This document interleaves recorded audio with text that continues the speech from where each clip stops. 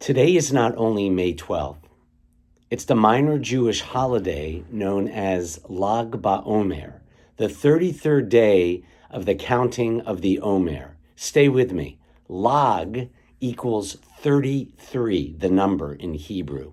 The Omer was a biblical counting or measurement of a sheaf of barley. Jewish farmers would cut down a barley sheaf and bring it to the temple on the second day of Passover and pray hard that this test crop, barley, would ripen as the most anxious time of the year approached. The 50 days when after the barley harvest, the wheat crop was supposed to be ready. And during those 49 ancient days, the farmers were ordered in the Torah to count each day, now known as the counting of the Omer, between Passover and the wheat harvest holiday of Shavuot, when our anxiety and uneasiness was supposed to end with the blessing of receiving the Torah. Except for a very few of these 49 days we're in, Orthodox Jewish authorities do not permit weddings, haircuts, picnics, live music. It's like a Jewish lockdown during a pandemic, except today's 33rd day, Lag BaOmer. It's like some states' premature lifting of the stay-at-home order as COVID continues to infect and take over so many lives in the United States, 80,000 deaths since February alone. The banning of activities among more traditional Jews until today's holiday, when weddings are permitted, so too haircuts, picnics, live music, is ascribed to the end of a deadly epidemic, believe it or not. During the first 32 days of this post-Passover period, the rabbis, who were not farmers anymore, said that nearly 24,000 of the late 1st and early 2nd century great Rabbi Akiva, nearly 24,000 died in a deadly epidemic.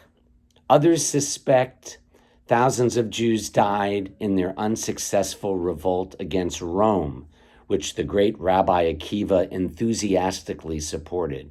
It may even be that we adopted this spring mourning period from the Romans, who practiced this time during the precarious farming period.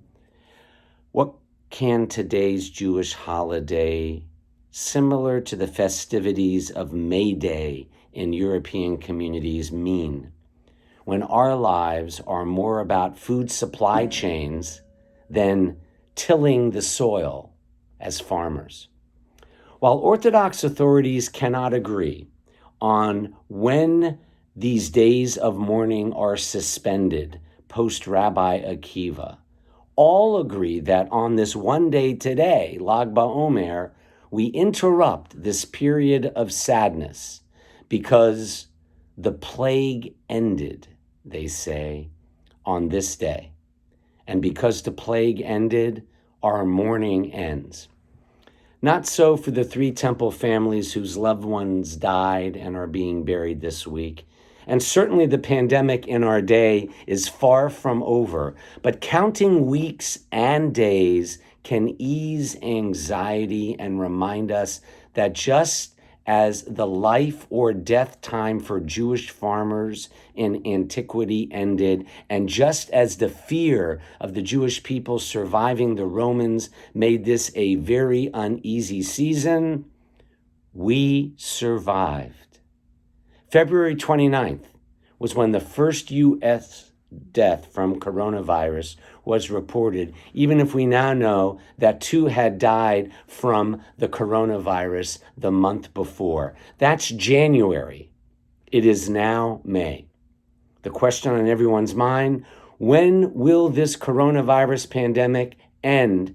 It actually involves the Omer, counting by data scientists using models of numbers known as SIR, susceptible, infected, recovered, which calculates the spread and recovery of diseases. That Omer, that counting daily based on numbers, it changes based on what we do to physically distance. But the system just predicted this week that this pandemic will end globally by December, varying immensely among nations from June in Australia to late September in America. The data, of course, doesn't accurately capture the complexity and dynamic nature of the disease with potential spikes here and there. But the message, other than proceeding with caution, is that there is a timeline. This will end. And even if our lives won't be quite the same for a while, living must go on. Lag BaOmer, today's minor holiday, has a major message. We Jews say, Am Yisrael Chai, the people of Israel continued to live after all the pandemics. My hope on today's minor holiday with a major message is Kol Ha'olam Chai. The entire world afflicted with this pandemic will live if we continue to take care of each other during this historic time, going back to the Bible, of anxiety and uneasiness. Stay well, everyone. This is Rabbi Micah Greenstein, thinking of you one day at a time.